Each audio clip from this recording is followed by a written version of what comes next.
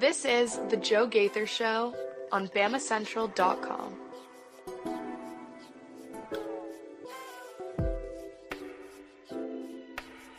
Good afternoon, Tuscaloosa, Internet World, West Alabama. How we doing today on this Wednesday? This is The Joe Gaither Show on Bama Central and BamaCentral.com. You're checking us out on Bama Central, on YouTube, on my own Facebook, Twitter, or YouTube, or listening to us on Spotify, Apple Podcasts, and Amazon. We're coming to you live inside the Derry Daniels State Farm Studios for another edition as we inch closer and closer to the ReliaQuest Bowl. I guess that's our next big milestone on the calendar. Alabama basketball having a game tonight, and we will get into that with Mason Woods as he's in here with us, getting his way into the studio, getting his coffee, getting set up. No, it's Diet Mountain Dew. It's actually coffee this morning. Okay. We love it. We love the coffee. We are always Team Coffee on the Joe Gaither Show. We're looking for a great coffee shop. I'm looking at you, Strange Brew, 7 Brew. I'm looking at you guys right here in Tuscaloosa. Sponsor the program. But we're going to have a lot of fun today. Talking more transfer portal nonsense. Who's going where? What have we heard? What do we know? What do we think about the destinations? Mason Woods. Oh, I should probably hit that button right there to make sure everybody can see my friend Mason Woods and follow him on the show at @MAWoods_. Mason Woods, one of these transfer portal announcements triggered a thought on the way over here. This morning, our listeners, our viewers may not have seen it, but it is updated on the Bama Central tracker. Damon Payne, defensive lineman. He's from Michigan, so this makes perfect sense. He came down here for a couple of years. He's transferring to Michigan.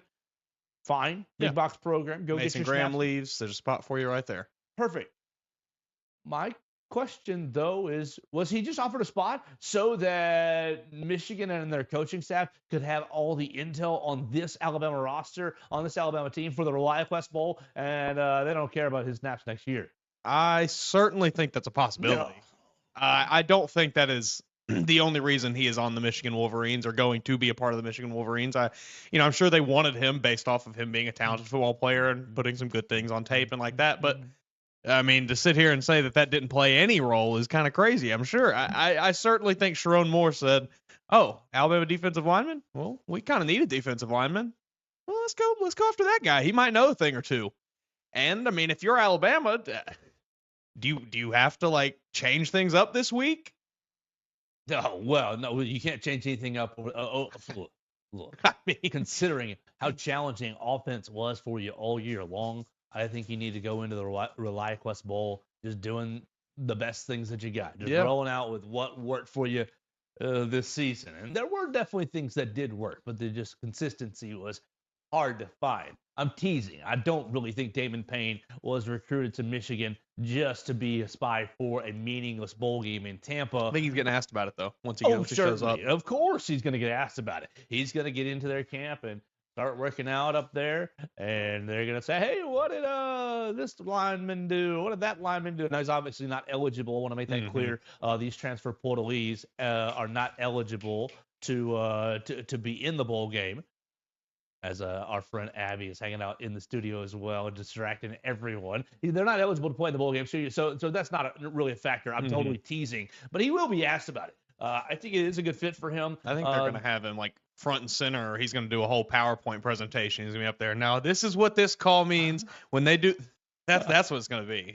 He's leading the team this week. He's the new Connor Stallion. Yeah. Connor Stallion is basically banned from everything. Yeah, that's going to be his role this week. You're going to see him on the sideline. He's going to have a pair of binoculars, calling all the Alabama signals. Ooh, that would be a little interesting. I wonder if he's paid attention enough over the last 12 months to learn all the offensive or signals. Obviously, I'm sure he's up on the defensive signals, but it's going to be a little. That'd be a little challenging to learn all the offensive signals in a year. I think offense. I mean, I think people, fail to realize just how much of their time is dedicated solely to what they do at their position within their group on the defense or on the offense. It's not like we're just having one big team meeting every day where it's just like, here's what everyone does. It's you go off into your groups, you split off. Yeah, you have your brief little get together, but you split off into your rooms.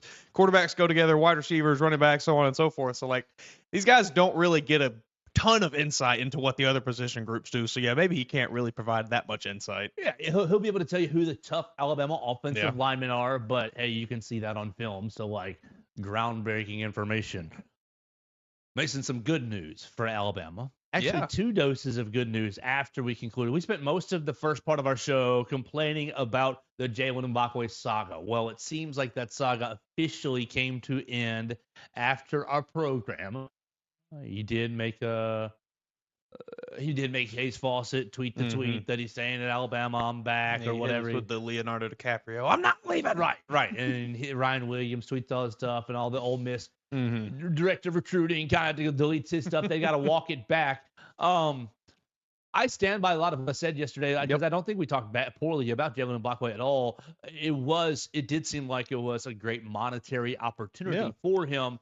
It seems like I don't think that Alabama matched the monetary opportunity. I think that they were open to the possibility of him having a different role, and that being some on offense. Yeah, I think so too. I think given, reading the tea leaves a little bit over the last 48 hours or so, it seems like I don't really think he wanted to leave Alabama. I think it was a situation where he was presented with an offer where it was, looking at it business-wise, you couldn't really pass it up. Now that Alabama, like we maybe think has countered with the opportunity for him to maybe shine on the offense a little bit, I think it just gave him that much more reason to, keep wanting to stay home. So Jalen Mbakwe stays. How many touches does he get in the ReliaQuest Bowl? Is it all right? Because what role does he take? Do they just plug him in where Kendrick Law would have been? Well, he gets all of Kendrick Law or Kobe Prentice's snaps, or both. I mean, you look at the depth chart right now for wide receivers. Yeah, Jeremy Bernard, Jalen Hale, Cole Adams, Jaron Hamilton. They're all kind of dinged up. Ryan Williams, Jalen Mbakwe, Bubba Hampton. Don't know what his status is. Amari Jefferson, Rico Scott. That's who you got. So, like, he's competing basically with all the guys that didn't get snaps anyways. So, yeah, it's a pretty wide open. I mean, it's pretty wide open for that, that third spot, that third and fourth spot, really. So I don't think it's all that crazy that he might get a pretty good 5. I mean, 8? 5, if not more, because we've talked about defensively. Maybe his time or his playing time will be a bit limited given just the situation, the people in front of him. Obviously, Keon Sabb's still dealing with the injury, but once he returns, that spot is going to be taken up by him. So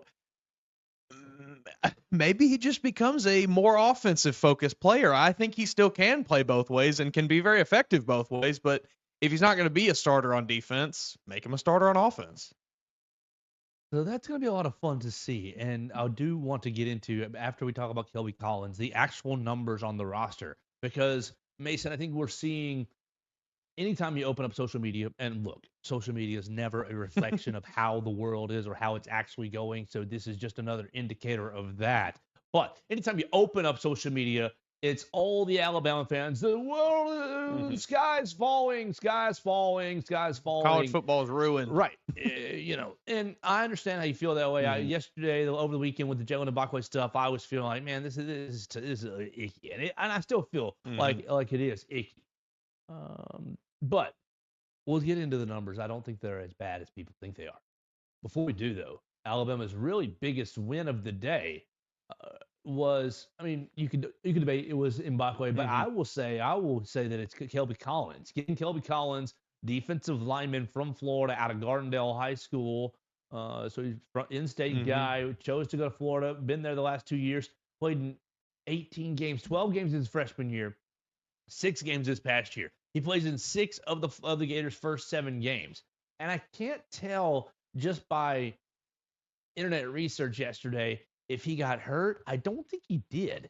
Or benched. I think that's what happened. Or something else happened to where he just stopped playing. Basically, middle of October, he just stopped playing. So he played 6 of their first 7 games. And do you have something? Well, I don't know if you came across this, but did you see that early December he tweeted out just kind of cryptically, "My story will be told"?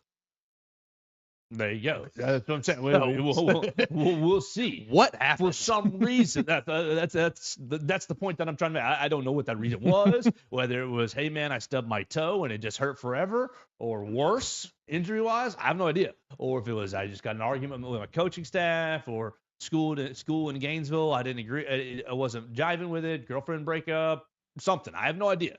But he stopped playing. But I think that he's going to be a player that can come in here and probably play right away at your bandit position. We talked about it. You're losing Jamarian Latham to eligibility. Will you lose LT Overton to the NFL draft? I think the chances of that are at least 50%. You could argue with me and say maybe it's 40%, but I'm going to hold firm that he's got at least a 40% chance of going in the NFL draft. I think that really the chances are probably closer to 50, 55%. Yep. He's had a huge pressure rate this year. He's had so many almost sacks this year, and the film doesn't lie. So they could see that, and you may say, well, the sacks aren't that well. They see the pressure rates, and that's really what they're after at the next level. So, look, you're going to lose Jamarian Latham. You might lose LT Overton. Kelby Collins becomes, hey, man, I'm right there. Kelby Collins and Keon Keeley become your next two guys right there. And, you know, on paper, I feel great about those two options going into 2025. Yeah, I mean, Kelly Collins is a guy who, coming out of high school, I was very, very interested in. A guy that, you know, I think Alabama was very, very interested. A guy that Alabama wanted on their defense, and he unfortunately got away from them, got to Florida, and, you know, had a solid freshman year. And then we don't know what happened this season. It seems like something strange maybe happened. Maybe it's completely, innocuous. Who knows? But regardless, he's in Tuscaloosa now, or he's going to be in Tuscaloosa soon if he's not already. And I really think he could be one of those guys that just kind of steps right in and becomes a difference maker. Alabama has seen transfers do that in the past, and he could be next in line to be a big time transfer for the Tide. You know what else I like about him? He wore number 11 at Florida. That's my favorite number. Jahad Campbell in number 11 this past year. He swapped from 30 to 11. 30 terrible. Seeing that 11 out there on the field. It just makes me happy. So with Campbell probably moving on, hopefully he'll move right into that 11 on the defensive line, setting the edge. Well, I think it'd be pretty good. That would make me happy. So that's what's going on with Alabama on the intake portion. One of our guys got the other destination that I wanted to talk about before we wrap up the transfer portal nonsense was our AI quarterback. Our AI quarterback, Dylan Lonergan, goes in the transfer portal Thursday, Friday of last week, some point over the weekend, and comes out. He makes his decision yesterday. He's going to Boston College. He's going to be with Bill O'Brien. Bill O'Brien lost his quarterback midseason. Well, benched Thomas Castellanos midseason, and Castellanos took his ball and went home. That was poor form. You get benched halfway through the year, and you say, I'm going, poor form. Anyways, he goes in the portal and gets Dylan Lonergan, who he recruited to Alabama. I love the fit. I think it's great. I think they would be very good together. Boston College, not a ton of talent on that roster, obviously, but some good, talented players, and they brought in a massive class this year. I think 27 prospects total in the in the signing class. So, I think what he does will be very, very good for Boston College. He's not going to turn the ball over a ton. He's not going to play wild. He's going to probably really listen to Bill O'Brien and let him just coordinate the offense and tell him what to do. And that's probably going to be good for the Eagles because Bill O'Brien knows what he's doing when it comes to offense. Boston College finishes the year 7-5, going to the Pinstripe Bowl against the Nebraska Cornhuskers. I think they were tough this year. They started off good. Dylan Lonergan turns that into an 8-9, not 10. 10 maybe with a bowl win. Not going to be a playoff team. We're not sitting here going to be crazy like that. But I do think that he lifts them up with good quarterback play. I think that's a good fit for him. I think so too. I think they dealt with a lot of inconsistency at that position this year. Castellanos started the season kind of strong, but even then he wasn't really ever throwing the ball much. It was always just Florida State. What are you doing? You're getting another transfer portal quarterback. That's fine, but you're gonna shop for a guy who can't throw the bleep in football and got benched in your own conference. So that offense was limited this year with Castellanos at the helm, and they still managed to win some games that I think people didn't expect them to. They got off to, I think they were 4-1, 5-1 at the start of the season. They had a good start. Yeah, so put in a quarterback who's not going to do wild things and does have the ability to push the ball downfield very accurately at that. I would imagine things open up a little bit for the Eagles next year. I mean, they've got a tough schedule, but who cares? I don't want to get in the minutiae of it. Good for them. Good for them getting Dylan Lottigan. Wrap it up with this. They're going to win their bowl game, get to 8-5, or they're going to go finish 7-6. They're playing Nebraska, Pinstripe Bowl, so right in their backyard. They're a 2.5-point underdog. That is on 12/28, so that's in 10 days. I think they're going to do it. I think Boston College can do it. B.O.B. They're coming off the big win against North Carolina in the last week of the season to get to the bowl game, so I think they can do it. All right, we'll see. B.O.B. Dylan Raiola and Nebraska back to bowl eligibility for the first time in ages. They had some curse over them where they were 5 and something for ages and ages and ages every year. Every loss is a one-score loss. Oh, it's brutal. And Raiola comes out and says, I promise you, Nebraska fans, we will get to bowl. Well, great. We're going to the Pinstripe Bowl. Woo! Hey, you know what? Nebraska still sells out almost every Saturday, though. Totally. And it's insane. Good for them. They should. I mean, I was not plugged into Bama football in their worst period, but, I mean, is it like that in Tuscaloosa? Would it be like that if we start to see, 5-6 loss seasons consecutively in T-Town? Yeah, not going to a bowl game for, 5 years in a row? Are they going to still sell out Bryant-Denny every weekend? Well, the university will say that it's a sellout. The difference is the Nebraska butts are in the seats. Mm-hmm. You see it every weekend. So shout out Cornhuskers fans. They are a dedicated bunch. What else is there to do in Nebraska on a Saturday? That's true. Not anything. Shoot up steroids like you were in the 90s, winning 3 national championships in a row. Oh, man. Offensive linemen's necks are as thick as car tires. I'm along, just running over teams. All right, so that's the comings and goings in the transfer portal. Let me tell you about Purple Turtle Roofing, and then I want to look at the actual roster, the numbers on the roster. I know the bowl game numbers maybe aren't so hot, but really, who gives a darn about the bowl game? It's just about getting these guys experience, and obviously, you want to play well, and hopefully you win for the brand, but who cares? All right, so let's look at these numbers after I tell you about Purple Turtle Roofing. They're the most reliable residential roofing replacement company in Alabama and Mississippi. Whether it's addressing leaks, storm damage, or general wear and tear, Purple Turtle Roofing is going to be there to deliver exceptional roof repair for your property. They're the leading expert in local residential roofing solutions, specializing in providing unparalleled service and quality craftsmanship for all your roof replacement needs. Call Dustin Foley and his team today at 877-PT-ROOF-5 for your free roof inspection. That's 877-787-6635 to schedule your appointment, and one of their qualified employees will come check out your roof for free and make sure you're prepared for any and all of life's storms. You can check them out online today at roofturtle.com. All right, we're hanging out with Mason Woods in the Derek Daniel State Farm Studios, right off of McFarland Boulevard. Oh, Mason, call Derek and his team, not Mason. He won't be able to help you. I won't be able to help you. No. Derek and his team. Derek's got a great team upstairs. Red Reeds and Victoria. He can send you up there. Mason can walk you right up there. Red will meet you right at the door. Call them at 205-758-3391 for all your insurance needs. Call and see how much Derek can save you today. Mason Woods, if I told you without looking, I don't think you have looked at it. How many spots are available to shop for this Alabama 2025 roster right now? Just total, just to fill the scholarship limit. How many spots do they have? How many spots could they fill right now and without being over the limit? I am going to say they could fill 8 spots. I think that you're paying attention to it, absolutely, just like a lot of Alabama fans are. 8 spots, not a bad guess. What if I told you that number is 1? It's 85, right? The scholarship limit's 85. Well, actually, I think it's moving to 105 because it's going to be a total limit. They're getting rid of walk-ons, are they not? How criminal is that? Yeah, that's So sad. really, you do have a lot of spots you could fill, but theoretically, on the traditional 85 scholarship limit, you have one spot to fill. You got 42 offensive players and 40 defensive players and 2 specialists. Scholarship wise, 42, 40, and 2 gives me 84. 84 minus 85 is 1. So you're not doing bad at all.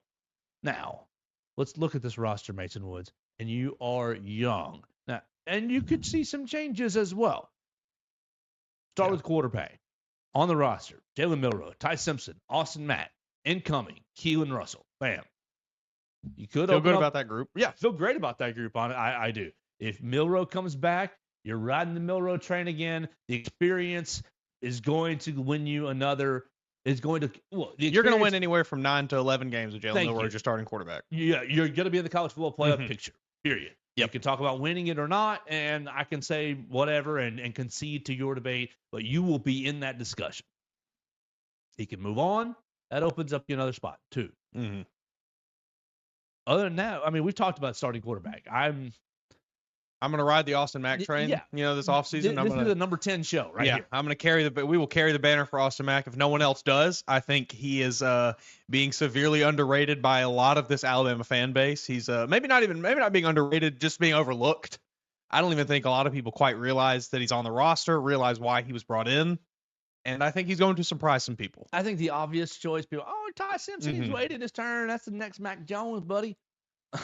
But I think Austin Mack might be more talented to leave on the bench, and you're gonna see him play next year. Now I could be wrong, and if I am, we'll diagnose and we'll talk about Ty Simpson. I won't say a bad thing about Ty Simpson. Right, as fairly as possible. Yeah. If he does great, we'll tell you.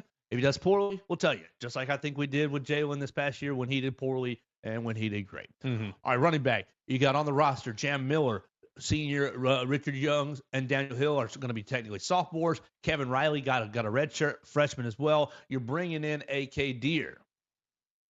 Feel great about that group. I mean, you got Jam Miller as your lead back.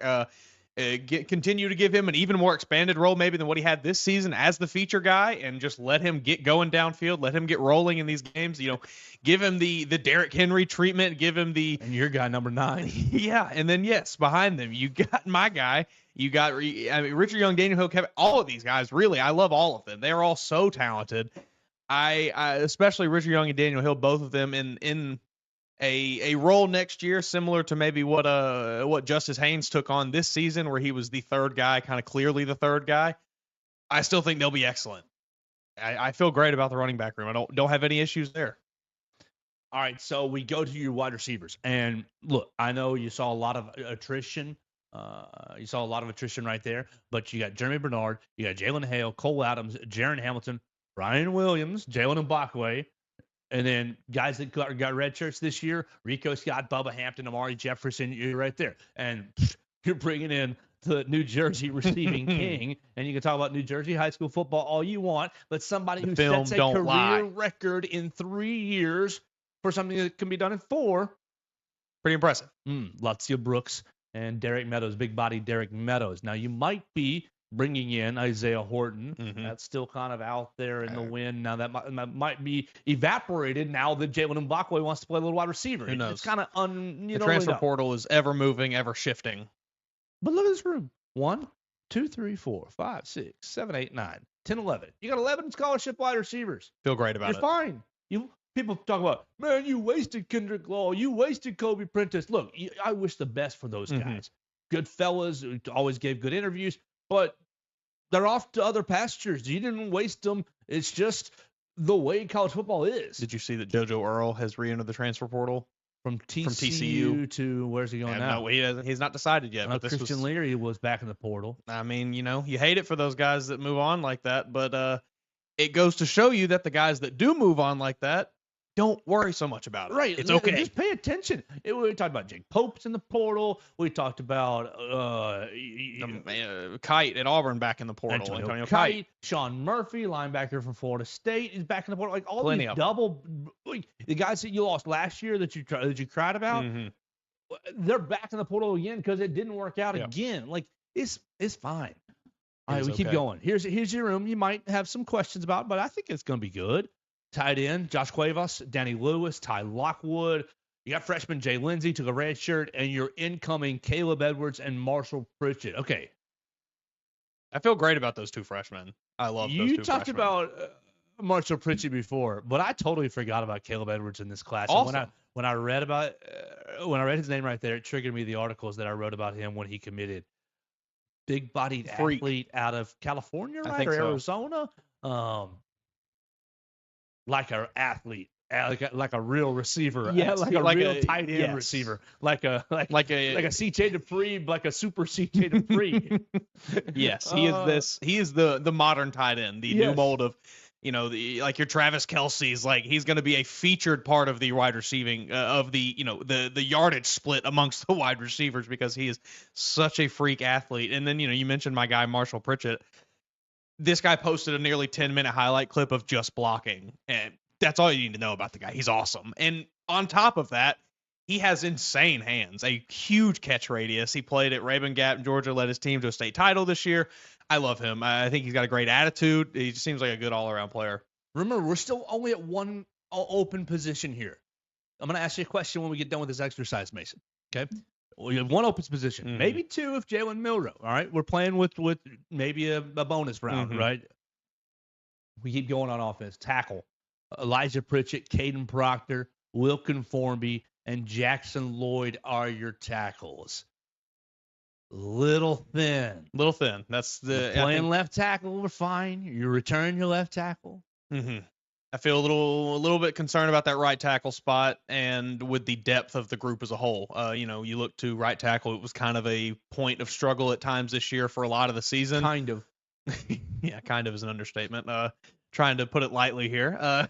But yeah, that was a point of contention for this Alabama offense, the right tackle spot.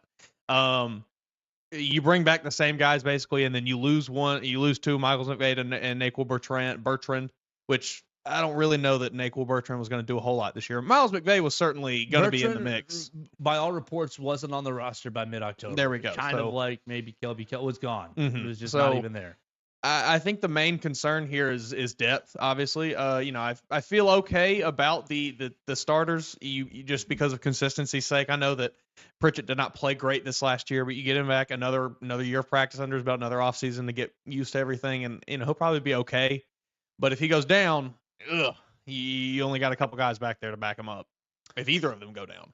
All right, we keep going here just for the sake of time. Interior offensive lineman, you might get an extra spot right here, Mason. Yeah. With eligibility, Tyler Booker, Jaden Roberts, and Gino Vandermark are all eligible to be seniors.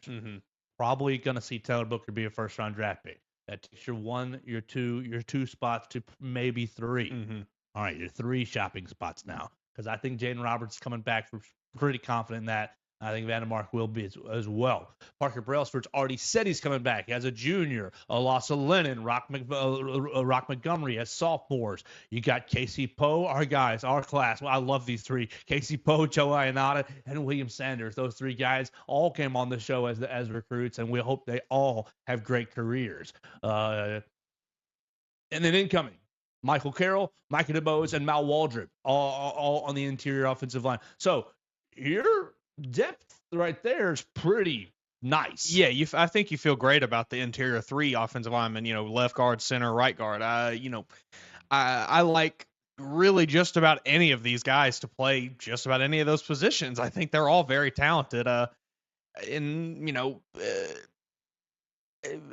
or not any of them can maybe move to tackle, I don't know. Maybe to provide some depth, we'll see. But I don't like any of these guys at tackle. No, I don't love any of them. But it may have to happen. We'll see. But as far as just purely interior Booker offensive linemen, this past year for a game, what a beast! God, Chicago, you mess everything up. And I know this. he can come to Tennessee and get paired back up with J.C. Latham. Ooh, I'll take you know that. what? I like that better for him. Just for his sake and his career, that'd be great. Just 2 best buddies on the offensive line together. That's what they need. So you're gonna have Parker. You're gonna have Jaden.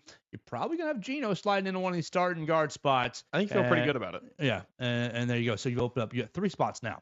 All right, let's flip it. Defensive side of the ball, defensive line. Tim Keenan technically has more eligibility, senior. James Smith, Edric Hill, Jeremiah Beeman, Isaiah Faga, not Faga, Faga is what I've been coached on. London Simmons and Steve Mbuamua are coming in as signees on the interior. Nailed that pronunciation. Mbuamua from Canada, from French Canada, French Canada. That's not how you say that. French Canada, French Canada. He's French Canadian. Thank you. There we go.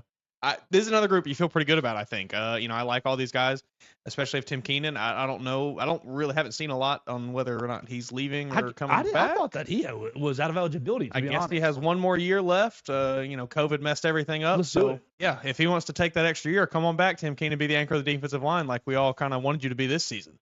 Third-year James Smith. Yeah, I think you 23. feel okay about the interior defensive line, especially. It's 21. Yeah, close enough though. That's all right. Obviously, you lost a lot. People talking about what you lost. You did lose. You lost some talented players. You're losing Jaheim Otis, Damon Payne, and Hunter Osborne to the transfer portal right there. But you're still fine here. Mm-hmm. Remember, you got 3 spots. You've got to fill them strategically. You can't just take all 3 spots and say, give me the best 3 wide receivers that are out there. Like, that'd be fun and all. Zachariah Branch is out there, but it's not going to play that way. Continue. A Bandit, LT Overton. You bring in Kelby Collins, Jordan Renaud, and Keon Keeley. You have signed Cavante Henry out of junior college. You lost Jermaine Latham. Now we're Mason. You're the judge, the jury, the executioner. Are we casting LT Overton into the NFL draft pile and making our spots 4? Or are we saying he's coming back for a senior year? I have no inside knowledge. Sure. I just feel like he's coming back. I don't think that he is going to be a guy who's going to be a day 1, day 2 kind of player. So I would think that hopefully the people who are talking to him about these things would advise him to maybe make the right decision and return to college. So he could be a day 1, day 2 kind of player. So I think we'll count him as coming back. And then how do you feel about that room then with Overton, Collins, Renaud, who also got snaps late in the season, and Keon Keeley? I think you feel pretty okay. I think you feel pretty good. You're looking at a loaded room. Yeah, depth-wise, maybe a little bit of a concern, I guess, if somebody gets hurt. But even then, that's a nasty room. Yeah, only one of them plays. Remember, only one of them plays at a time usually. I mean, these guys are all brawlers, so I feel pretty great about this. Think any of them, you put them out there, and they're gonna wreak havoc on an offense. All right, other side, the Wolf. It's really young here. Mm-hmm. 2 sophomores, Clay Rousseau and Yanze Pierre. And then you've got guys who took red shirts this year, and Noah Carter and Jay Sean Ross. You're bringing in Justin Hill. Bad dude out of Ohio, apparently. 13, 14 sacks this year. Yeah. And was by all accounts unblockable at the high school level. Now, that changes, duh. But how you feel, Wolf? I think this is another one you feel great about. You mentioned how young they are, and I think some people may look at that as a negative, but considering what you got out of Clay Rousseau this year, considering what I think the limited bit we got of Yanze Pierre, I think you feel great about these guys stepping into their next year in this defense. And then you mentioned Justin Hill.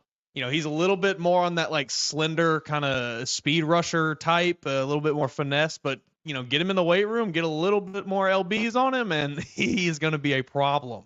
So, yeah, this is yet another position that when you really boil it down, you feel pretty good about going into next year. All right. So what did we say? We said we were at 3, right? We're One 3. position, and then Jalen Milroe and Tyler Booker gone. So we're at 3 spots. You move to the linebacker interior spot. Mm-hmm. Jahad Campbell and Deontay Lawson both have eligibility remaining. I think you're saying sayonara to number 11. I think so, too. And I think you're saying welcome back to number 0. I was going to say 32, but no, number 0, Deontay Lawson after the injury here. Yeah, I would agree with that. And so that gives you that opens your spot to 4 as the dog wants to jump over my lap, and that's A-okay. So you're okay. Continuing, Jeremiah Alexander, Justin Okoronkwo, Caden Jones, also a former Joe Gaither show star, Sterling Dixon, and QB Reese also appeared on the show. So we love the inside linebackers. And then you're bringing in Luke Metz, Piri, Daryl Johnson, and Abdul Sanders. You're losing Justin Jefferson to graduation. And I guess Jahad Campbell. So now we're up to 4, but how do we feel? Lawson off a knee injury. We don't know. Yeah. Let's count him kind of in the gray area. Sure. You probably look, Okoronkwo, I think, is a future star. Coming in from Germany. I don't know. I'm concerned about Jeremiah Alexander. Mm-hmm. I think this is the first position where you maybe look at it and you think, okay, maybe we start to look at what's out there. Maybe we start to look at what you can bring in experience-wise, guys who have, played a little more at this level of college football. Maybe you look around, guys transferring from other SEC schools who have a good taste of what it's like. I mean, all that to say, though, I still don't feel horrible about it. I like Deontay Lawson. I like Deontay Lawson. I like Jeremiah Alexander. I like Justin Okoronkwo, like you said, a guy who has not played a ton of football, but in the little amount he has played, he has showed a lot. So I think get him on the field and he will athlete. produce. Yes. I still feel all right about it. Yeah, this is probably the first one, though, where it's entering that territory of, okay, you maybe need to consider your options that you have. Two more positions as we continue here on the Joe Gaither Show. Cornerback Deshaun Jones and Amani Jackson are both eligible as seniors. We'll let Mason decide if Damani stays or goes in a minute. As sophomores, you'll see Xavier Brown and Jalen Mbakwe, maybe, sort of. And then your incoming cornerbacks are Dijon Lee and Chuck McDonald. So Mason Woods, we have 4 shopping positions open. Are you sending Damani Jackson into the second round of the NFL draft and giving us 5 shopping positions? I don't know. I think I'm going to keep Damani here. I think Damani maybe stays for another year and tries to become that top end, like I'm cornerback 1, draft me with a top 5 pick. I think he can do that if he gets another year of college football. So I'm gonna bring him back, and with him coming back, I think you feel really amazing about the top end of this cornerback room. It's a little thin, maybe behind those guys. A little thin. So this is another one where you want to maybe look to the transfer portal to bring a guy in, maybe even 2, who knows, to service some depth pieces, service some rotational pieces. But then the freshmen coming in, Chuck McDonald, Dijon Lee, both absolute studs. So Dijon Lee, we talked about earlier in the week, a freak, a freak of nature, like designed in a lab to play cornerback. The guy's 6'4", as long as can be. He has like tentacles for arms. He just reaches out and sucks balls in. Oh wow. Pause. But I just think you feel good about this team. You feel good about this cornerback room. I don't know who's on the market, but maybe you just go get a guy who's not necessarily going to be pushing Damani Jackson, Deshaun Jones, Xavier Brown, but just a guy who can be a depth piece. I would go back to the very back end of the defense. The safeties, you got Keon Sabb off an injury, coming back for a junior year. Bray Hubbard and King Mack. Your sophomores, Cam Howard, Red Morgan, Zay Mincy, Drake Kirkpatrick Jr., and you've got a freshman in Ivan Taylor enrolling. You've lost, obviously, Malachi Moore to graduation and Devontae Smith to the transfer portal. But you got, what is that, 4 and 3? Yeah. That's eight guys. You love these safeties, I think. I love these safeties. I think they're all very talented. You obviously saw what we got from Bray Hubbard this year. You saw what we got from Keon Sabb in a little bit at the beginning of the season. I think King Mack can step in and continue to be a good player. You saw Red Morgan get some limited time here and there, and I thought he was great. I don't have any complaints about this room. I don't think this is one where you really need to go to the transfer portal and look for depth. I mean, like you said, you've got 8 players. I feel good about Ivan Taylor coming in, son of Ike Taylor, NFL legend. So I think you're pretty happy with where you are safety wise. All right, Mason Woods. So there we go. There's your 84. Well, I guess you got to throw in the 2 specialists, James Talty, kicker, and Alex Asperov as well, punter. That gives you 84. And so you have 4 4 places to shop in the portal. It's limited. People have been talking about, what's DeBoer doing? Why is Kalen DeBoer not going after every player in the portal and this guy and that guy? And look, you got to be strategic here. You have basically 4 spots. You might have 5, depending on what Damani or LT Overton does. Yeah. But Mason just brought both those guys back for next year. And, I mean, that's what you want, the experience. You want them back. But you don't have the room to just go suck in Johnny 5-star and Billy 4-star, and you don't have the option. You can't just reach out and be like, best player available. Come on, best player available. Best player. Like, you have to pick and choose the players you want to bring to your team. And we went through and listed it. There's not a ton of positions where you really need to do that. Tackle. Go get me a tackle. And here's the issue. The positions that you need to go shop for are the positions that everyone's shopping for. Yeah. So tackle. Yep. Defensive line. You want another depth piece to go along with Keenan, James Smith, and Edric Hill, right? You want another experienced body in that room. And then interior linebacker, probably. Yeah. Your interior linebacker, you can probably go get one of those guys. Not going to be that expensive. Not probably that competitive of a market. And then here you go. Corner. Corner's going to be an extremely competitive market. Because think about football for 2 seconds here. What do? You protect the passer. You pass the football. You rush the passer. You defend the pass. Those guys, those are going to be. Those are your like pillars of football. Right. This is the now obviously run the football. All that applies. You run the football. You stop the run. You win the trenches. So you need a tackle. You need a defensive lineman. But everybody and their mother needs a tackle and needs a defensive lineman. That's why a bum like Bear Alexander gets another opportunity at Penn State because, hey, man, this guy looks big and he's been good when he flips his switch. Like, everybody's going after these dudes. So there's not a whole lot of, well, let's just go, Now, you can tamper if you want to. And we don't know, I think that's going on heavily in a lot of places. I think Alabama's roster has been tampered with when it's very clear when Damon Payne goes in the portal, announces his portalee entry at middle of the day on, I guess it was early on Tuesday, and announces his destination early on Wednesday. It's very clear something's amiss. But it's a very difficult game here. I mean, I'm looking at just cornerback here, and not to mention, I mean, it doesn't tell me exactly how many, but I've been here scrolling for 40 seconds, and I'm still looking at players, like list-wise. So hundreds of players in the transfer portal. None of them, just off of, what they did last year, the little bit I can see here in their star rankings, things like none of them are like jumping off the page. Oh, we got to have this guy. So it's all that on top of you have to sort through this talent, some of which is not real talent at all because there's a reason they're transferring. So it's just like, just take a deep breath. It's okay. You don't have to go land everybody. I think Kelby Collins is a good get. Do I think he's going to be a superstar next year? I'm not going to say that because I think that there's a reason that Buddy doesn't play the back half of his second year at Florida. And whether that's on him or on Billy Napier or on somewhere in between, there's a truth to that. His story will be told. Story will be told, and we'll hope to hear that story. But seriously, I think that that's a case in point of like everybody that you're shopping for in the portal right now is a bit of a risk. Everybody's got some sort of a gray mark, some sort of I don't know about that guy.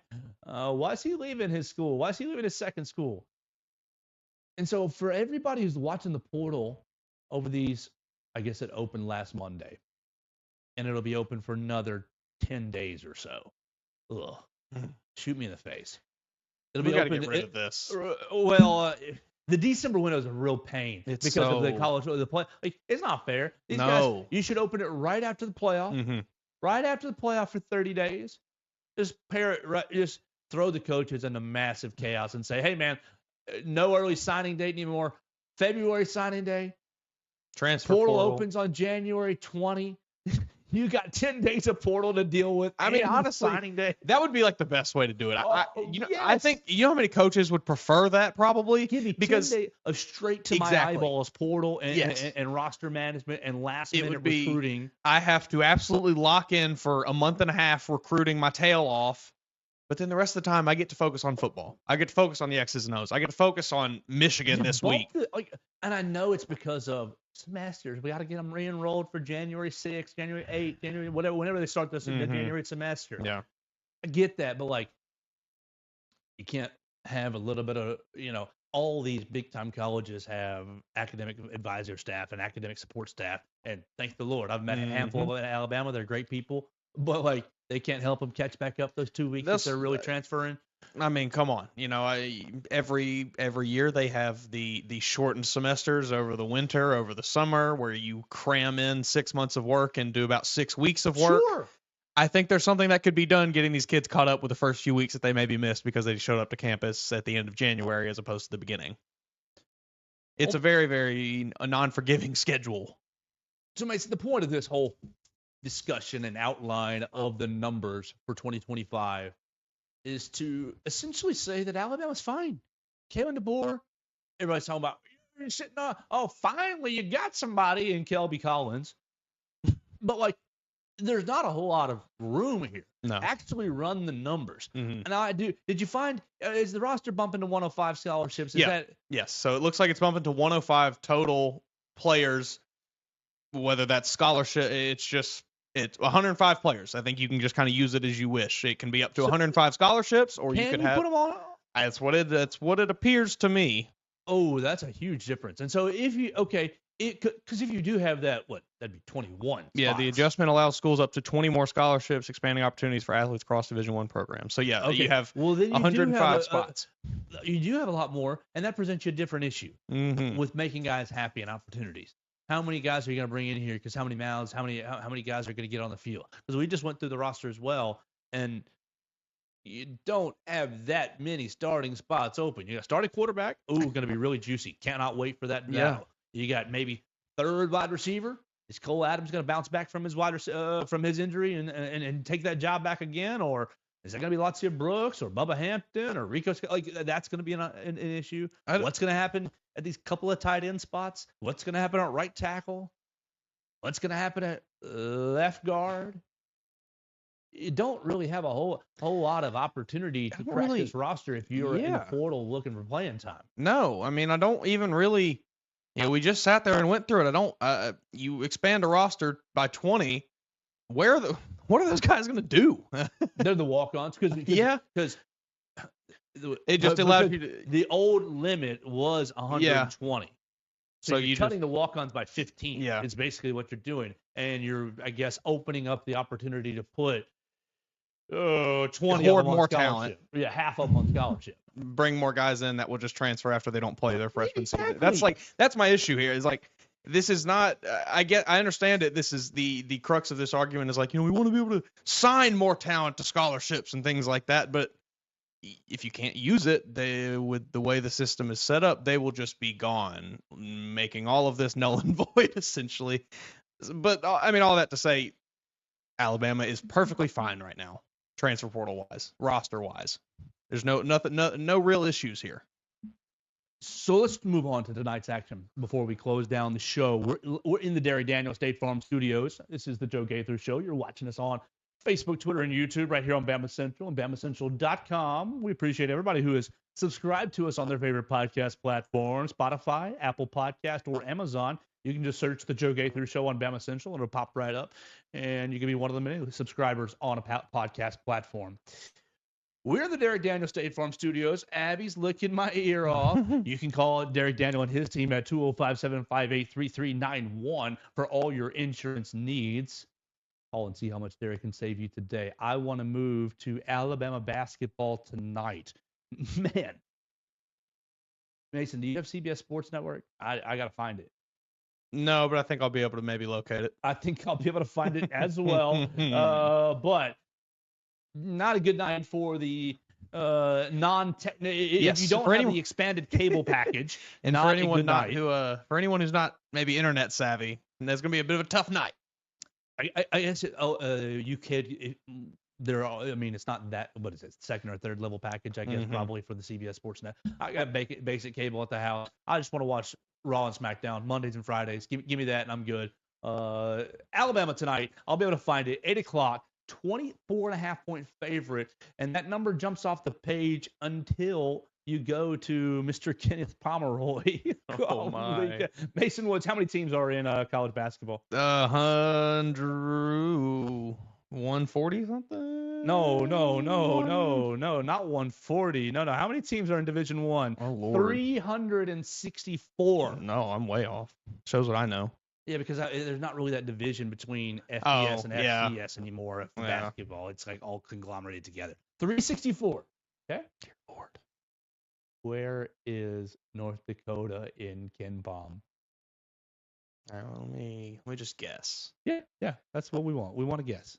They are 287. Oh, we wish they were 287.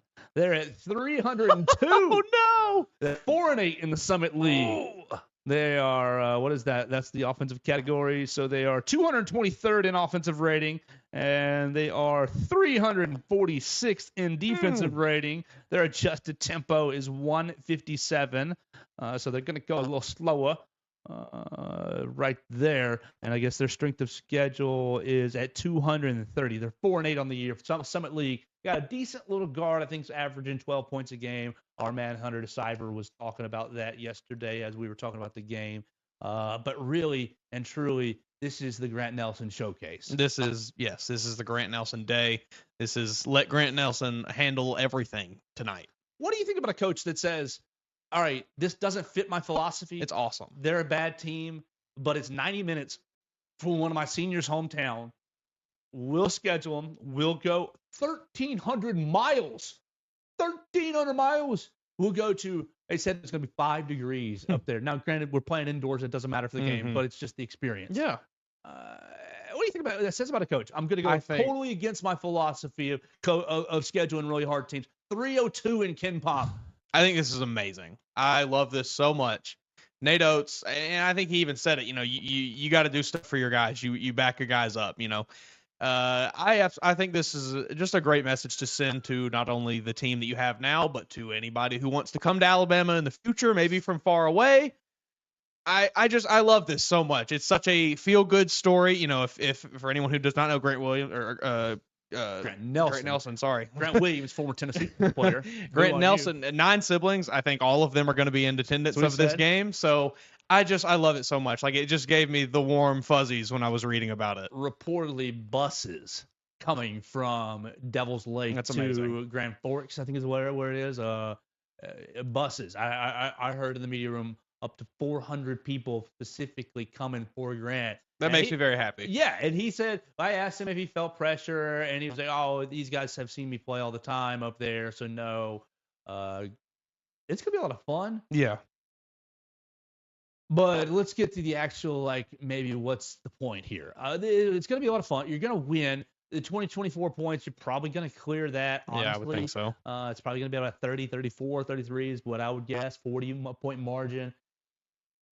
Coach talked about these last 3 games. You're playing North Dakota. You get a couple days break. Then you have, Kent State and South Dakota State at home to close out the calendar year. Coach basically said, you played the hard 7-game stretch. You're 5-2. Pretty good little record.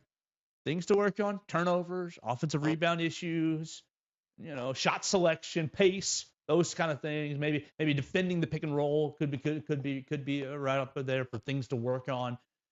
And so Coach said, can we work on these things against these 3 inferior opponents? You look at South Dakota State. You look at Kent State. I believe I averaged all 3 of them out with North Dakota, and it was 180 in Ken Pom. Now, granted, North Dakota slides it way down. I think Kent State and South Dakota State are in the 110s. So they're not going to be that bad, really. They're going to be decent competition, at least for their level. The other thing, those 5 issues: turnovers, giving up offensive rebounds, shot selection, pace, those are kind of, and defending the pick and roll. Those are kind of obvious on the court issues. Strategically, though, and Coach talked about this as well. He said these 3 games are about trimming the rotation for SEC play, getting the right guys. Who's going to play the most minutes? Are you going to be a 4-minute-a-game guy to give an actual player a break, or are you going to be in the rotation or not? Yeah, this is where we'll find out how much Aiden Terrell will play the rest of the season. Yes, I think. But that's exactly right, and I think also even before they went 5-2 on this stretch, you're looking at the schedule ahead of the season. That was a very difficult 7-game stretch. I think you can kind of look at it this way, whereas yes, they say they went 5-2, like they did say they had won all 7, whatever. You get 3 games to kind of take it easy for a little bit right before you get into league play and to really tune everything up right before you get into the meat of the schedule. Or you look at it, had they performed poorly in those 3 or those 7 games, you get 3 gimme games to get your confidence back up before conference play. So I think it was a very strategic scheduling of these 3 right after this very hard stretch for Alabama, for Nate Oates to do this. And I would like to see this the rotation just get cleaned up a little bit, ever so much. And really, the biggest thing I just want to see is, and we've talked about it every game, a full 40 minutes. Just play the full 40 minutes at 100%.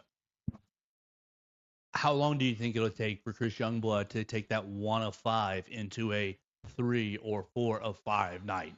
I hope he gets going tonight. Let's see. I could see it happening tonight. I think maybe he comes out. Is he gonna heat up that cold gym? He might just do it. He might bring some fire to North Dakota. Oh, they said it's gonna be 5 degrees. You think Chris Youngblood? What's the coldest he's from South Florida, isn't he? No, Youngblood's from Tuscaloosa. Oh, he is From Tuscaloosa. I did not know that he went to USF. Yeah. Okay. He moved out of Tuscaloosa in like 6th, 7th, 8th grade. Okay. Went to Kennesaw State, then to USF. So he didn't go to school here like high school age. He's never experienced anything like that though. Very few players on this team have. No, I'm sure. we asked Grant, "What'd you tell him?" And he said, "Bring a jacket." Like, you fool! Bring a jacket. Mark Sears is going to show up with like a hoodie, like a little Nike zip up hoodie, and he bring a jacket and take it. Like, you fool! Like, you better be having long johns. You better give me the thermal top. Grant Nelson is pulling out his flannel line jeans. He's got his Canada Goose coat, maybe. Grant's probably just like in shorts. Oh, yeah, because he's used to hardened, battle hardened. Everybody else is just going to be like Eskimos. Man, this game just makes me so happy. I can't really. It's just such a cool thing to do for your guy, for Grant. Give him the opportunity to play in front of his family. I love this so much. I'm very, very happy about this game. Maybe incentive to others. Hey, come here. You stick around. We'll schedule a game as close as we can. Yeah. I love it. It's a very softball philosophy. Patrick Murphy has done this very, very regularly, as best he can for his softball seniors. And one of the Alabama Hoops Twitter pages put out that this is very Dean Smith-esque as well. A former North Carolina basketball coach, used to try to schedule games for his seniors in their area, in their hometown areas. Look, I know the schedule, Coach Oates. Let's schedule freaking the New York Knicks, the Chicago Bulls, and the Boston Celtics. I think if they offered him that, he'd take it. Yeah, right. The Dream Team. Let's play Team USA every game, right? Just like the big buzzsaw. But every now and then, I think like if you're going to play a lesser competition, you may as well make it cool. Yes, exactly. It's not feasible really to have every single non-conference game be against a top 25, top 30 team. So you're going to inevitably have a few, a handful that are against some lesser competition. So yeah, make the most of them. Do something fun for your guys. And I love it so much. Grant Nelson, in a, relatively short time compared to, other players, I guess, in Alabama lore, he's really made himself a part of the team, I think, and really ingratiated himself to Tuscaloosa.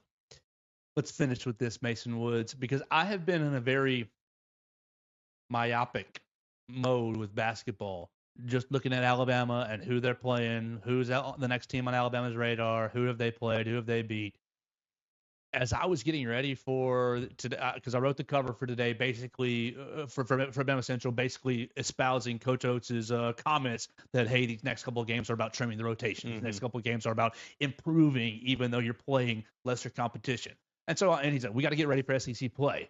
And he said, as I'm listening back to the press conference yesterday, because the SEC looks like it might be the greatest SEC of all time. And I'm nodding my head, just because, of course, and I had known that it's tough. Looks good. But look at this dadgum AP poll. And I don't love polls, but look at this poll. Tennessee, number 1, 10-0. Auburn, number 2, 9-1. Kentucky, number 4, 10-1. Alabama 6, Florida 7. Oh, that's as of rankings that really said, yeah, that's as of a couple days ago. Yeah, Alabama 6, Florida 7, right there. So that's 4. Did I count 4 or 5? That's 5. 5 teams in the top 10. Did you see the SEC's record in the month of December? Give it to me. 50-4. Texas A&M 12. Oklahoma 14. Here we go. Ole Miss 17. Chris Beard, you turd. This is the best basketball conference in the country by a fairly Others wide receiving margin votes. Right now. Mississippi State is at 26. Arkansas is at 27. Missouri is at 28. Baylor 29, 30. Where's my next SEC squad? Georgia has 18 votes, so they're further down. That's in the 30s in others receiving votes. And Texas. Texas comes in with 3 votes as well. So how many deadgum teams is that? Mississippi State, Arkansas, Missouri, Georgia, and Texas. That's 5 outside. They're in the other series, so call that 5. 5. Ole Miss 6. Oklahoma 7, A&M 8, and then plus the 5 that we had, 8 and 5 is 13 of the 16 teams are in the top basically 30, 35 teams in America. Yeah, that's preposterous. As you were doing, I was looking at KenPom too. Yeah, it's the same thing. 13 teams in the top 50 KenPom rankings in the SEC. This is unheard of. I have not dug into every previous season of college basketball to see what the ACC did with the Big Ten, Big East, whoever did, but just in my lifetime, I don't recall ever one conference being this dominant through this part of the season. I mean, we're a month in. This is a joke, Mason. Is it? No, I'm going to stop you because this is a joke. You're going to load up the greatest Alabama basketball roster of all time, talent-wise. We don't know what they're going to do. But on paper, 1 through 12, because we left the 13 scholarship open because they were just so dadgum talented you couldn't fill it. You're going to have the greatest collection of talent in Tuscaloosa. Oh, and on that year, the rest of the league is all just, super team Tennessee, super team Auburn. Oh, look at Kentucky. We are Kentucky again now that we got rid of old man Calipari. It'll just mean that much more if you win it. The fate, the basketball gods, they laugh. They laugh at us. They said, here's your Final Four. And now we'll just ramp up they went into the settings, and they went over difficulty, and they went into, average, and they went into boom, hard to what's it? Extreme. Oh man, this is it's fun from a perspective of just liking college basketball, and I have always had disdain for the attitude of the northeastern part of the country and how they feel that we're just better at basketball than everybody else because the tide has started to change. The South got something to say. The South is here, and the SEC is college basketball's strongest conference. It is the best conference in the country by a wide margin.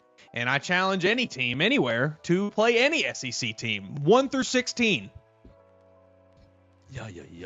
Terrible. Really, really difficult. So we'll get excited. Unfortunate for Alabama. About covering the SEC season as it unfolds. I think it's January 4 is the first game against Oklahoma. 8th, the 4th. January 4th. Yeah, there you go. Against the Oklahoma Sooners. We'll see Porter Moser bring his squad into Tuscaloosa, right? It's a home game.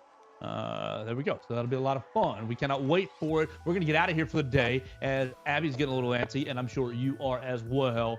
We're going to go have a lot of fun. We're actually going to hear from Kane Womack. We're going to hear from Nick Sheridan. We're going to hear from the man himself, Kalen DeBoer, about bowl practice. ReliaQuest Bowl Prep continues today in the Hank Crisp Indoor Facility, and we'll be all over it with Bama Central and BamaCentral.com. So I've got to get out of here for the day. We appreciate everybody who's followed my friend Mason Woods and all his recruiting coverage at MAWoods_ on the Twitter machine. You follow me at Joe Gaither 6. You use Derek Daniels State Farm for all your insurance needs. And when your roof has a leak or if you have a worry, you call Purple Turtle Roofing right here in Tuscaloosa. We'll get out of here for the day, and we'll talk to you again tomorrow right here on the Joe Gaither Show on Bama Central and BamaCentral.com.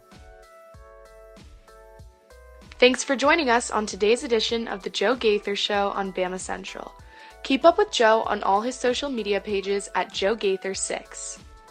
Subscribe, rate, and review the show on Spotify and Apple Podcasts, and be sure to read us daily at BamaCentral.com.